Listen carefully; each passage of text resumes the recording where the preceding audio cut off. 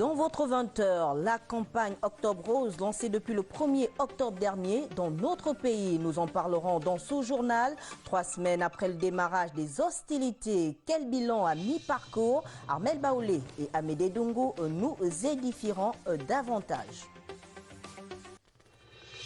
Le phénomène de placement en milieu scolaire de plus en plus grandissant à Libreville, il ne sera pas en reste dans cette édition d'information. La position des hommes d'église sera connue à travers un reportage signé Marie-Chantal Ndon. Mesdames et messieurs, bonsoir et bienvenue sur Gabon Première. Santé en ouverture de cette édition d'information. 3 semaines après le lancement de la campagne Octobre Rose, campagne démarrée le 1er octobre dernier, nos reporters Armel Baoulé et Amédée Ndongo se sont rendus au centre hospitalier universitaire de Libreville où se poursuivent les dépistages. Regardons. Pour mener à bien la campagne de dépistage sur les cancers du sein et du col de l'utérus, chaque matin au centre hospitalier universitaire de Libreville, des femmes de tout âge se rendent au sein de cette unité gynécologique afin de se faire dépister. Le déplacement vaut la chandelle. En m'habillant, je n'avais pas peur, mais quand je suis rentrée dans la salle, j'ai eu peur. Si bien que les toutes premières minutes, mes pieds tremblaient. Jusqu'à ce que l'examen ait été fait. Il faut déjà avoir une idée de comment est-ce que je me porte pour pas qu'après, les années plus tard, je me retrouve peut-être avec une maladie juste parce que je n'ai pas eu la force et le courage de venir faire mon dépistage pendant qu'il était temps. J'ai certaines sensations de démangeaison et puis ça fait des mois déjà que j'ai cette sensation de tout. À chaque fois, remettre la peur, bon, c'est quand même désolé. Et là, tu profites de l'occasion. Voilà, il faut, au moins, vu que c'est gratuit, on peut facilement savoir s'il faut avoir des prises en charge. Âgées de 18 ans et plus, la plupart de ces femmes ont décidé volontairement de combattre les tabous et les complexes et parfois des souvenirs douloureux. La grand-mère d'une amie d'enfance qui a décidé de ça en début d'année.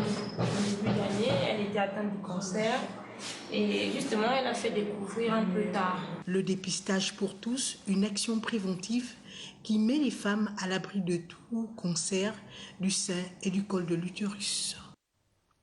Toujours en rapport avec cette actualité, plusieurs femmes se sont retrouvées au Palais des Sports de Libreville pour un entraînement de masse, une occasion pour ces dernières de faire un dépistage gratuit. Fernand Dozon, Lumière Mazisimbi. Elles se l'ont approprié, les abdos fessiers, la zumba et autres mouvements pour rendre le fitness emblématique dans la lutte contre les cancers du sein et du col de l'utérus au Gabon. Fitness Rose, ce rendez-vous annuel durant le mois d'octobre, voit le gymnase du Palais des Sports de Libreville pris d'assaut par toute catégorie de femmes. C'est rien que de la bonne humeur, on s'est amusé, on a dansé, on a fait tout quoi, donc c'est rien que du bonheur. En plus des séances de fitness, les femmes ont consulté sur place. Un moment propice pour les professionnels de la santé de donner des conseils pratiques. En fait, ici, il s'agit donc d'avoir un comportement favorable à la santé. Donc, c'est de faire la promotion des gestes qui donnent la santé.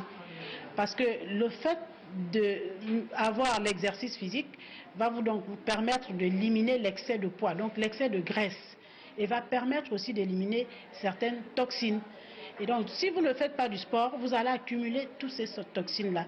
Et le corps aura donc du mal à gérer en fait son système de nettoyage. Démarré le 5 octobre dernier, Fitness Rose est un concept qui prend de l'ampleur à la satisfaction des initiateurs. Donc cette séance de sport, pendant 2 heures, vous avez des femmes qui vont prendre soin d'elles. Elles ont 30 minutes avec 4 cours différents. Elles ont 30 minutes de cardio-boxing, 30 minutes d'abdos fessiers, 30 minutes de zumba et 30 minutes de stretching. La dernière séance de Fitness Rose aura lieu ce samedi 26 octobre dès 7 h au Palais des Sports de Libreville. L'entrée est libre et gratuite. Du côté d'Oyem, chef-lieu de la province du Wellington, la campagne Octobre Rose est également d'actualité. 2 jours intensifs de sensibilisation et de dépistage gratuit des cancers féminins. Une initiative de l'association Projet Grand Oyem avec le centre hospitalier régional d'Oyem en soutien à l'action de la fondation Sylvia Bongo Ndimba pour la famille. Envoyés spéciaux, Guy Dombian, Hervé Nzigui.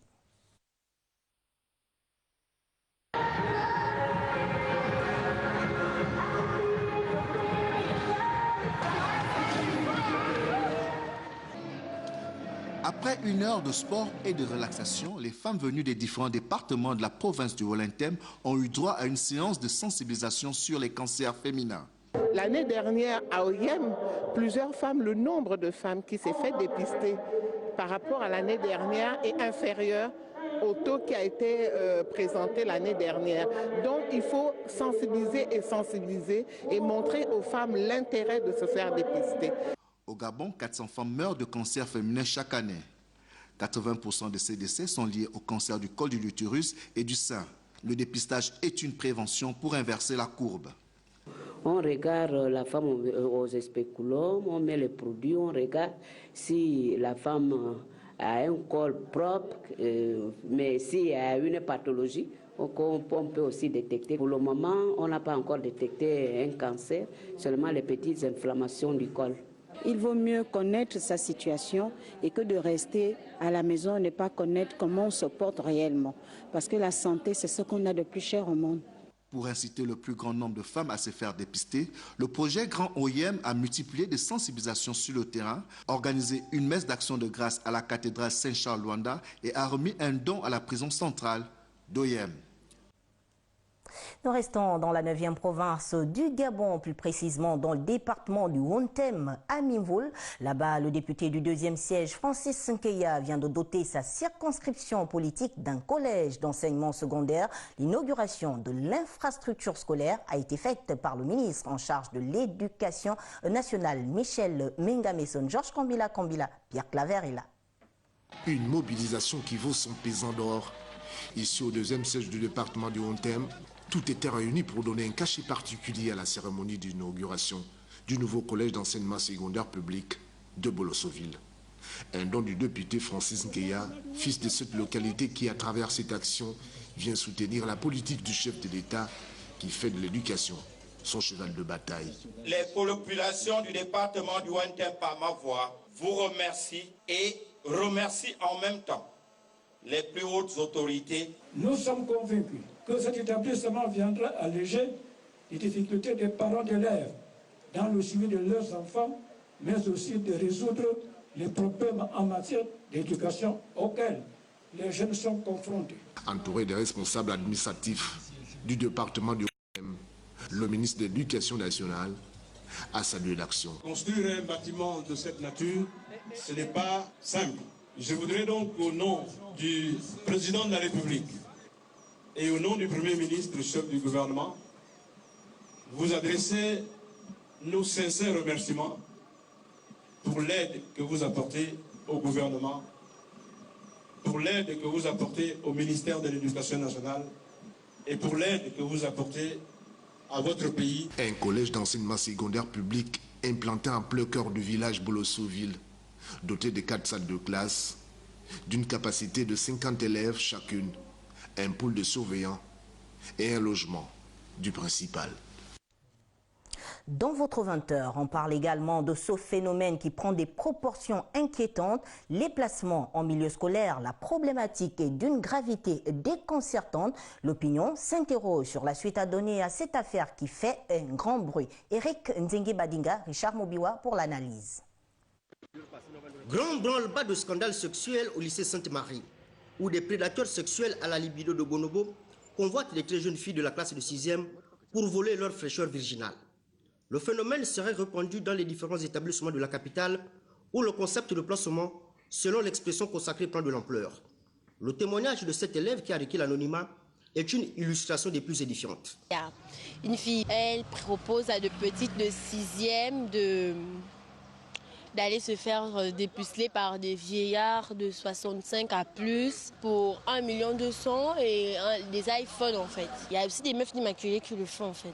Quand elles marchent là, elles passent avec leur téléphone, elles te montrent l'iPhone et après elle dit si tu veux ça, voilà ce que tu dois aller faire. Les responsables du lycée Sainte-Marie que nous avons sollicités n'ont pas donné une suite favorable à notre requête.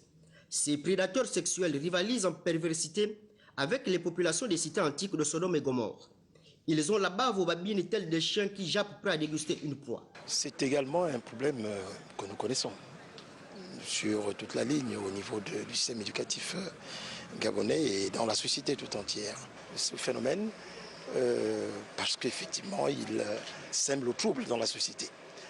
Alors, c'est vrai qu'il y a des adultes qui sont derrière, mais il ne faut pas perdre de vue le fait que ce sont d'abord les enfants entre eux, donc les jeunes élèves, qui sont impliqués, qui sont au contact direct avec ces autres élèves. Alors, que nous dit la violence? Que nous dit cette violence? En fait, elle nous parle du malaise social, malaise dans la société. Elle nous parle du malaise dans nos familles. Elle nous parle du malaise dans l'espace éducatif. C'est un phénomène qui intéresse tout le monde. Et nous, pour notre compte, nous organisons des journées, les premières journées scientifiques de la SOGAPSI, à l'E7, effectivement, demain vendredi et samedi, sur justement le thème de la précarité, les violences et les addictions. Donc au cours de ces échanges, nous allons essayer de réfléchir, de partager nos expériences, de partager nos réflexions pour proposer des solutions. Que de tels scandales se passent dans un établissement chrétien qui porte le nom de la Vierge Marie dépasse l'entendement. Les parents ne savent plus à quel sens se vouer. Ils devront désormais être plus vigilants qu'un régiment de sentinelles d'élite pour démasquer ces obsédés sexuels qui sont en réalité des alliés du diable. Où le Christ est ressuscité d'entre les... Eric Badinga l'a dit, le phénomène transcende le cadre scolaire et se situe désormais au niveau familial. C'est dire toute la complexité de cette situation qui ne laisse pas indifférents les hommes d'église, leur point de vue à travers ce reportage signé Marie-Chantal Ndon. Alors que la problématique du placement des jeunes filles dans les établissements scolaires de Libreville alimente de vifs débats sur les réseaux sociaux et dans les familles, nous avons tendu le micro aux leaders spirituels et hommes d'église qui y voient la conséquence d'une crise de valeurs morales. Ce n'est pas un phénomène nouveau. Il y a 2 ou 3 ans, dans un certain établissement de la place, qu'il y avait des jeunes filles qui vendaient leur virginité pour avoir des téléphones, des iPhones, des écrits. Il faut voir le problème au niveau de la base. Comment pouvez-vous justifier que la plupart de ces jeunes filles aujourd'hui qui sont dans les prépa-bac, ils vont te dire que moi-même, je paye mes cours. Comment elles arrivent à payer leurs cours? C'est une crise familiale. Les parents n'ont plus cette responsabilité d'éduquer les enfants. Ils ont même perdu l'autorité sur leurs enfants aujourd'hui. Pourquoi ne pas réinstaurer l'éducation religieuse dès le bas âge pour que les enfants essayent de comprendre que le succès ne réside pas sur la vente ou la prostitution de leur corps, mais le succès, c'est le trésor de leur intelligence. Le problème de l'immoralité touche aujourd'hui toutes les couches sociales. Et je crois qu'il faudra prendre des mesures exemplaires pour que toutes les personnes qui sont dans ce commerce sexuel puissent vraiment le payer devant les juridictions. En vertu de la mission sociale de l'Église, le message de l'homme de Dieu est ponctué par une vive interpellation et exhortation adressée aux parents, aux commanditaires, aux victimes et pour finir au pouvoir judiciaire, en vue d'une appropriation de la question pouvant déboucher sur l'ouverture des poursuites judiciaires devant permettre de préserver l'intégrité physique et morale des jeunes filles. Et on en vient au lancement des activités de Africa Femme Initiative Positive, une association qui œuvre pour la promotion de la femme africaine. La cérémonie a été ponctuée par des expositions, mais surtout des sensibilisations, comme nous font dire Sheila Mebali et Marlise Mengue. Œuvrer pour la promotion de la femme africaine, au développement de l'entrepreneuriat féminin, à la détection et à la mise en lumière des compétences féminines, ce sont les objectifs de l'Africa Femme Initiative Positive, AFIP Gabon. Pour nous, l'école de la seconde chance, c'est aider toutes ces jeunes filles, ces femmes qui sont sorties du système éducatif et qui ont besoin de se réinsérer. C'est aider les jeunes filles mères qui aimeraient peut-être parfois pouvoir continuer leurs études, mais elles n'arrivent pas à savoir comment s'organiser pour pouvoir continuer. Le professeur Lezou Kofi, par ailleurs président de la FIP Afrique, s'est appesanti sur le rôle de la femme dans le domaine entrepreneurial. Nous travaillons à l'éducation de la petite fille, nous faisons du mentorat, nous accompagnons des petites filles dans les lycées et collèges. Et pour les femmes entrepreneurs, nous avons des formations, des masterclass qui nous permettent de leur donner les rudiments de la comptabilité de base et puis le partage d'expériences à travers des after-work que nous organisons parce que nous pensons qu'il est intéressant pour une femme, il est important qu'une femme sache que les difficultés qu'elle a vécues, les difficultés qu'elle vit, d'autres femmes les ont vécues et qu'elles ont trouvé des solutions pour justement pour les résoudre. Au cours de cette cérémonie, des femmes ont reçu des chèques pour se lancer dans des activités génératrices de revenus. À l'Office national de la sûreté et de la facilitation des aéroports du Gabon, l'actualité, elle, est marquée par non seulement l'installation du nouveau président du conseil d'administration, mais aussi par la remise du matériel roulant à cette institution pour son fonctionnement optimal. On retrouve chez Lamé Balé, cette fois sur les images de Jean de Dieu Mamoundo. Créé en 2018 sur les cendres de l'ex-haute autorité, l'Office national de sûreté et de facilitation des aéroports du Gabon a reçu son tout premier président du conseil d'administration. L'ancien ministre des Transports, Rémi Oselendon, a été officiellement installé dans ses nouvelles fonctions. L'Office national de la sûreté et facilitation des aéroports du Gabon est une entité nouvellement créée par l'État gabonais et qui vient remplacer la haute autorité pour la facilitation et la sûreté des aéroports. La différence entre l'Office national de la sûreté et la facilitation des aéroports du Gabon et la haute autorité, c'est que l'Office voit ses missions de sûreté et de sécurité être étendues à l'ensemble des aéroports du Gabon. La question de la sécurité et de la fiabilité des aéroports de Libreville est désormais connue. Nous avons certifié l'aéroport de Libreville. Nous savons aussi que nous sortons du dernier audit commandité par l'OACI, donc l'Organisation internationale pour l'aviation civile, audit au cours duquel nous avons vu notre taux de mise en conformité passer de 26% à 72,90%. Et là, nous venons aussi de recevoir une mission de l'Union européenne portant sur l'audit qui va nous fixer si nous sortons définitivement de la liste noire de l'Union européenne. Au nombre des impératifs figure la formation des agents dans les métiers de la sûreté.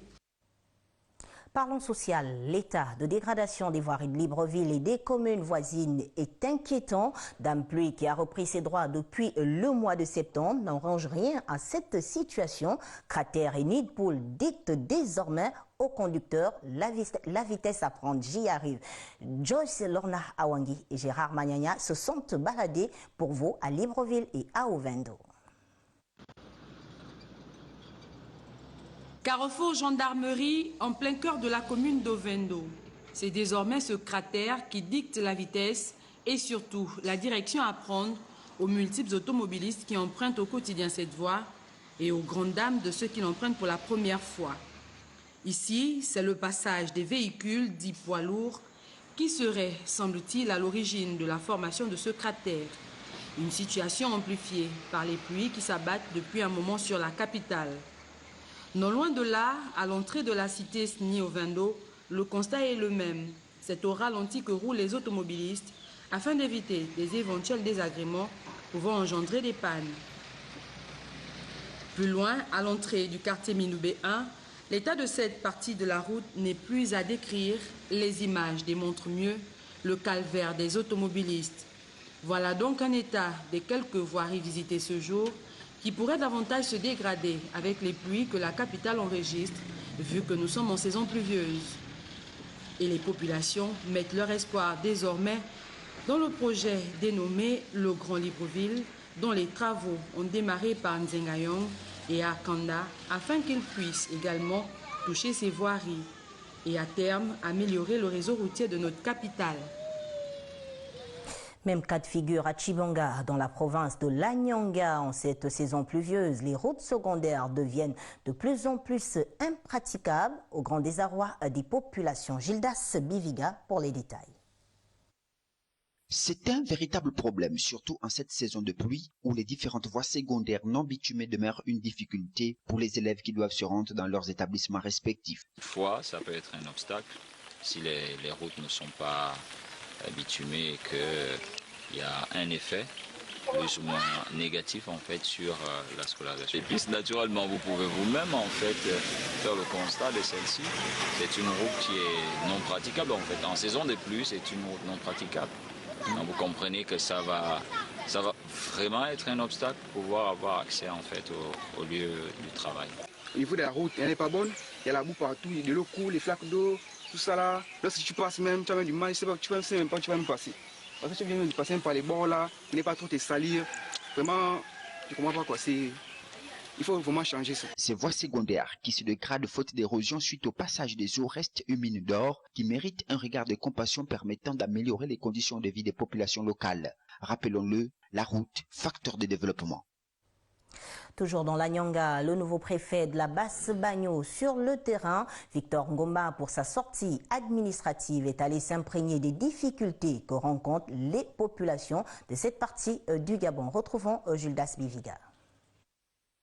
C'est au lendemain de sa prise de fonctions en tant que préfet de la Basse-Bagno que Victor Ngoma a entrepris une tournée de prise de contact dans son rayon administratif. De Bangali en passant par Luando, Bilamba, Vemo et Mambi, le message a été le même. À Panga par exemple, le préfet a invité les populations à l'unité. Mais regardez un peu des belles villas que vous avez maintenant. Mais au contraire, quand vous avez des belles villas comme ça, vous devez maintenant être unis. Vous devez vous aimer, vous devez vous entendre. Mais fort est de constater que non, vous ne vous entendez pas. Mais vous n'aimez pas si vous n'êtes pas unis. Mais les gens qui vont arriver de l'extérieur pour vous combattre, mais ils vont vous terrasser. Parce que chacun va se dire, non, moi, soit je pars, soit je ne pars pas. Mais si vous êtes unis, vous allez tous vous mettre ensemble pour protéger votre village. Une tournée qui a permis à l'autorité départementale de s'imprégner des difficultés que rencontrent les populations dans le domaine de la santé et de l'éducation. Victor Ngoma s'est dit satisfait de cette première prise de contact avec les populations de sa circonscription administrative. Dans la province du Haut-Ogooué, précisément dans le département de la Lekabi-Léolo, les élèves des différents établissements primaires ont reçu des kits scolaires, un ouf de soulagement pour ces jeunes et leurs parents. Guy Madjoupa pour les détails. L'opération kit scolaire du canton Goua en ce début d'année académique a touché 3 écoles rurales des villages Okumbi, Omoy et Okangoville dans le département de Lekabi-Léolo. De la première à la 5e année, tous les élèves ont reçu toutes les fournitures nécessaires à leurs apprentissages. Nous tenons à remercier très cordialement notre très cher père oncle qui a pensé à nous cette année académique 2019-2020 en nous offrant ces kits scolaires. Fruit d'un effort commun des cadres et autres natifs du canton, cette opération a été initiée dans le but de soulager les parents confrontés à des difficultés économiques, d'inciter les enfants à s'adonner aux études, mais également de faciliter les conditions de travail des enseignants. Nous ne pouvons pas rester insensibles à ce geste, vu la difficulté qui mine les apprenants d'Okumbi, sachant que plusieurs parents vivent dans la pauvreté. Nous voulons vous remercier pour ce geste symbolique. Nous croyons de tout cœur que certaines familles seront soulagées. Ces kits scolaires témoignent l'affection que vous portiez à vos enfants, vos cadets, vos neveux, sinon au Gabon de demain. Les kits scolaires du canton Goua, une opération organisée dans la droite ligne du discours de partage et de solidarité prôné par le chef de l'État Ali Bongo Ondimba, message encore repris par son directeur de cabinet lors de sa récente tournée à travers le pays. À Libreville, rentrée politique du député du premier siège du PDG dans le 2e arrondissement de Libreville, on va le dire ainsi. Aurélien Ntutum a opté pour la remise des kits scolaires comme action de démarrage. Ce sont les enfants des familles économiquement faibles qui sont les premiers bénéficiaires. Charles Obamondo, Prestine Nguayman. C'est une rentrée politique en fanfare, le tambour majeur du Parti démocratique gabonais dans le 2e arrondissement de la commune de Libreville, député du premier siège, a voulu marquer cette reprise de ses activités par la remise de tout un lot de kits scolaires aux enfants issus de familles économiquement faibles. 600 au total, permettant aux bénéficiaires de démarrer l'année avec foi, conviction et espérance. Chacun de nous sait que pour construire un édifice fort et durable, quel que soit le nombre de niveaux, il faut que les fondements, la base soient solidement posés afin de supporter les charges des structures qui vont s'y ajouter progressivement.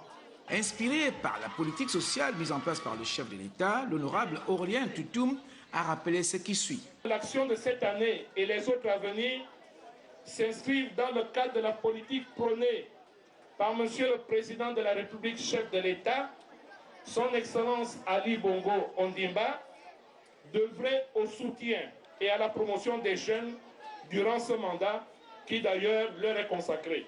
Un véritable défi pour ces enfants qui se sont engagés à ne pas décevoir le généreux donateur en termes de résultats. Nous vous faisons la promesse ici et maintenant que vous ne serez pas déçus.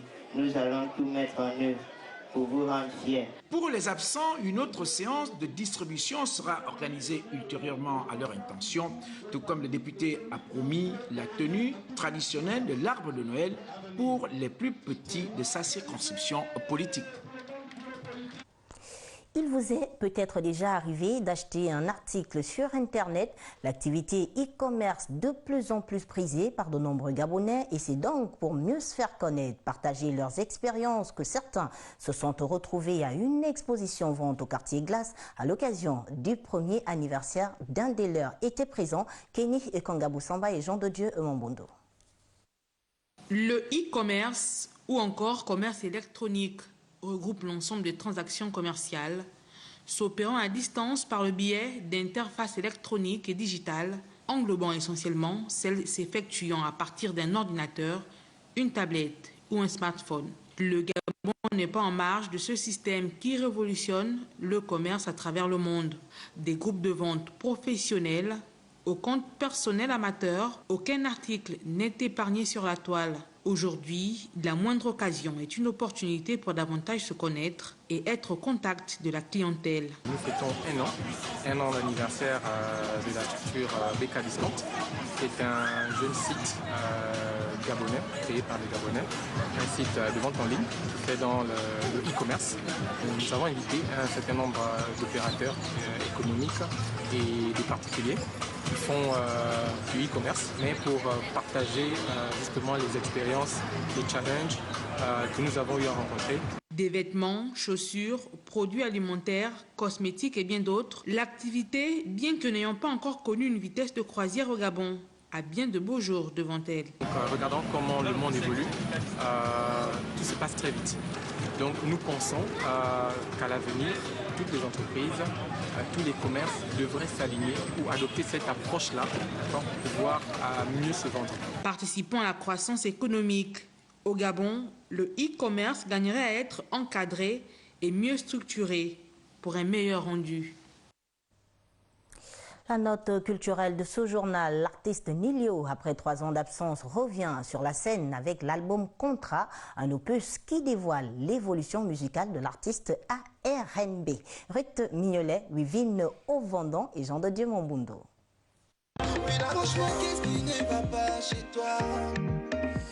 Avant de chanter, Wilfried Nzengi, alias Nilio, commence par la danse et finit par faire carrière dans le chant. Au début, personne ne pouvait parier sur lui. Mais en 2014, il devient le meilleur artiste R&B du Gabon, avec des collaborations des artistes gabonais tels que Meryl, Lekinda, Kelsey et bien d'autres. C'est peut-être le rêve de tout le monde. Je ne vais pas trop abuser en fait de monter sur la France et de s'exprimer et de montrer son talent. C'est le titre « Ma meuf et ma cousine », sorti en 2013, qui permet à Nélio de faire le tour de la France. Aujourd'hui, Nélio, c'est un nouveau artiste, nouvelle carrière, nouvelle dynamique, nouvelle manière de faire les choses. Un artiste, c'est l'art en fait. On dit bien artiste, c'est la prolongation du mot art. Ça vient en fait du cœur. Ça vient parce qu'il a eu une envie, parce qu'il s'est senti en fait proche de cette musique-là.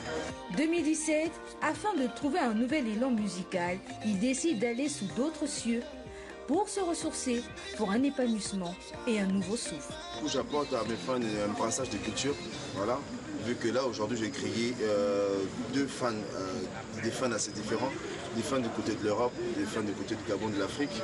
Et c'est un brassage et des mélanges, en fait, de créer de nouveaux Nélio et de nouvelles flammes, en fait. Grâce à la sortie de son dernier opus Contrat, Nélio se fait remarquer par une radio bordelaise afin de partager la scène internationale du moment avec King Black et Axel Tony. Nous étions en juin dernier. C'est donc sur cette note musicale que nous mettons un terme à cette édition d'information. L'actualité se poursuit sur Gabon Première, 23h. Vous serez en compagnie de Cabrel Guilain les mamies. Moi, je vous dis à demain lorsqu'il sera 20h, s'il plaît à Dieu.